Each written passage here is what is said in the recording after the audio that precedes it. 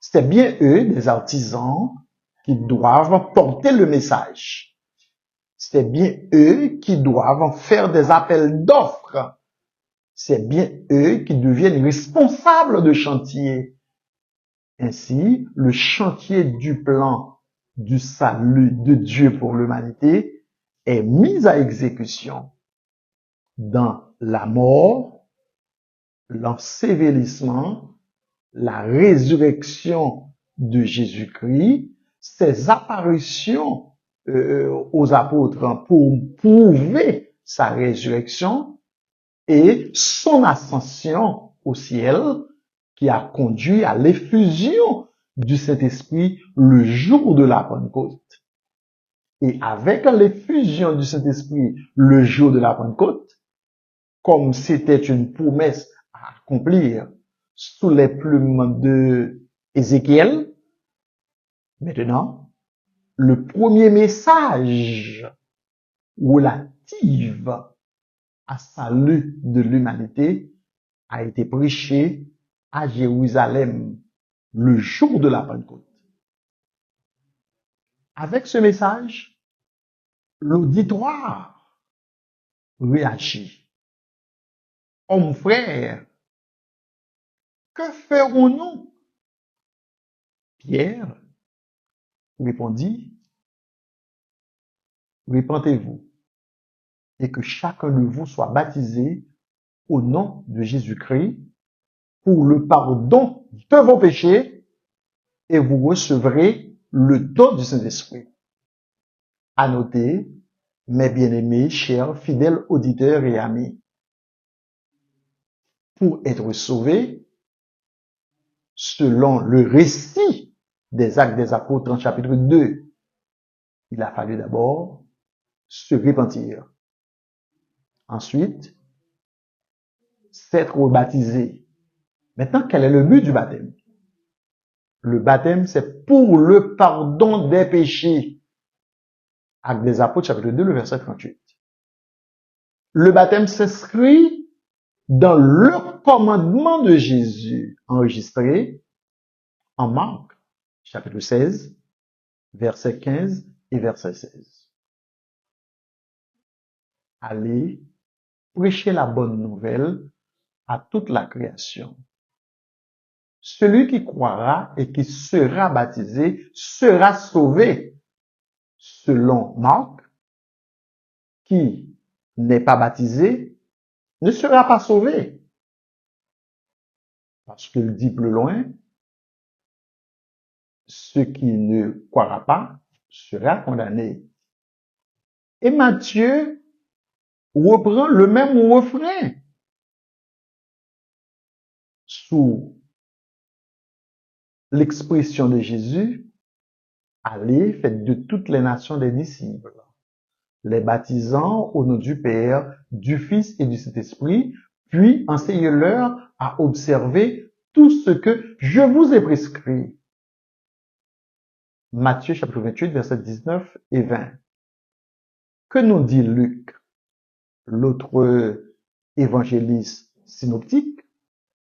C'est en Luc 24, 47, il est à dire que cette bonne nouvelle du royaume soit prêchée dans le monde entier pour servir de témoignage à toutes les nations.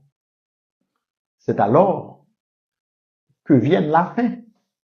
Ainsi, mes bien-aimés, depuis le jour de la Pentecôte jusqu'à aujourd'hui, la bonne nouvelle du royaume ne fait que prêcher dans le monde entier pour servir de témoignage à tous les hommes. Qui ne sait aujourd'hui que Jésus-Christ est le sauveur du monde? Qui ne sait qu'aujourd'hui Jésus-Christ est l'exécuteur, ou du moins l'ingénieur exécutif du plan du salut? Il n'y a de salut en dehors de Christ.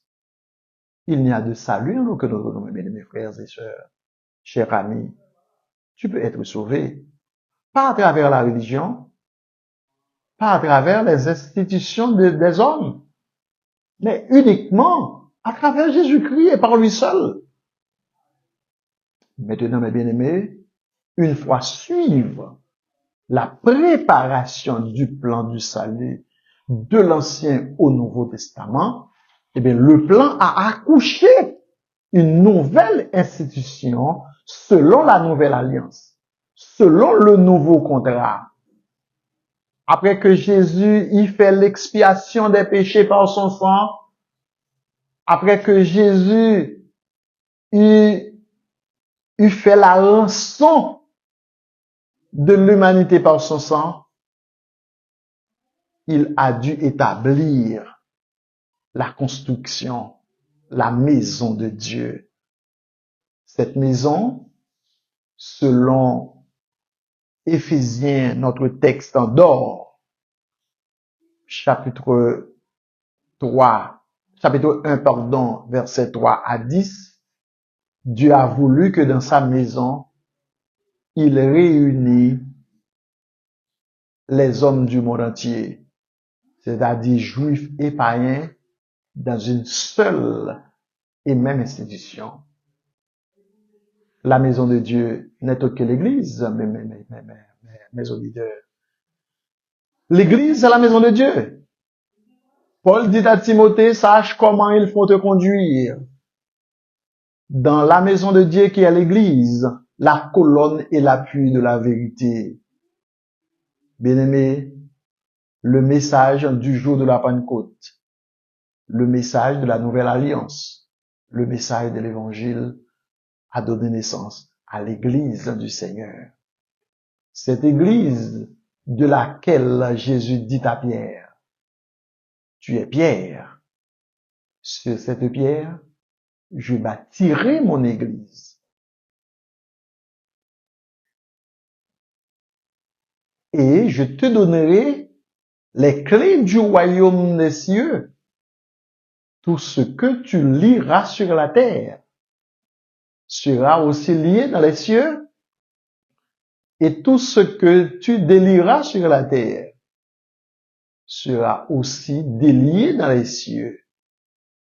Nous sommes en Matthieu chapitre 16, versets 18 et 19. Maintenant, le plan du salut de Dieu a été bel et bien préparé, élaboré et accouché. L'Église du Seigneur qui a vu son inauguration le jour de la Pentecôte. Maintenant, je vais terminer la présentation par des petites questions. Pour vous et moi, es-tu rentré déjà dans le plan de Dieu? Qu'as-tu fait pour entrer dans le plan de Dieu? Es-tu dans la maison de Dieu, c'est-à-dire dans l'Église? Est-ce que tu es dans l'Église qui a vu le jour à la Pentecôte du premier siècle? Est-ce qu'à l'Église que tu persévères a vu le jour à Jérusalem, selon les prescrits de Jésus, l'ingénieur exécutif du plan? Et quel rôle a joué le Saint-Esprit dans tout cela? Si Jean a dû planifier le terrain, si Jésus a dû promettre la construction, si les apôtres ont fait la pose des pierres et érigé la construction, et quel rôle a joué le Saint-Esprit? Eh bien, le Saint-Esprit devait venir pour conduire les apôtres dans toute la vérité, pour les rappeler ce que Jésus les a enseignés et en plus, leur apprendre ce qu'ils n'ont pas eu le temps d'apprendre avec Jésus. Aujourd'hui, mes bien-aimés, qui peut se passer du plan de Dieu avec Jésus-Christ, Jean-Baptiste, les apôtres et le Saint-Esprit?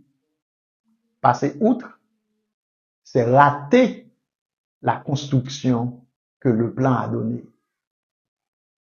Je vous encourage à rentrer désormais dans le plan de Dieu pour devenir membre de la maison de Dieu qui est son Église. Dieu te transportera dans le royaume de ce fils, de son fils bien-aimé. Là, tu l'adoreras en esprit et en vérité. Là, tu persévéreras dans l'enseignement des apôtres, dans la communion fraternelle, dans la fraction du pain et dans les prières. Là, tu gardes ta fidélité jusqu'à la fin, parce que c'est celui qui persévérera jusqu'à la fin qui sera sauvé. Tu ne seras pas membre d'une institution humaine selon la nouvelle alliance ou l'évangile ou selon le plan de Dieu. Tu ne seras pas membre d'un corps étranger,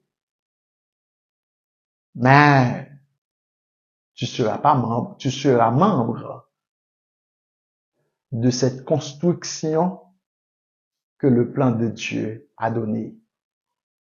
Le plan de Dieu a donné l'Église comme construction.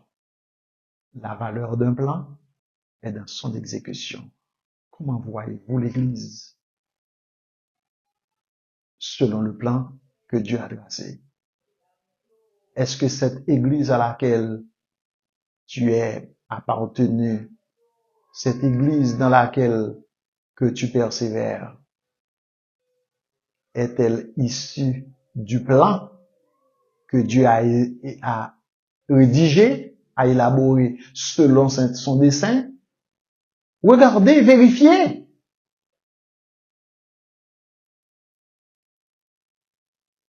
C'est là que s'arrête notre exposé du jour et nous vous donnons rendez-vous à très bientôt pour une nouvelle leçon qui sera le résultat du plan de Dieu.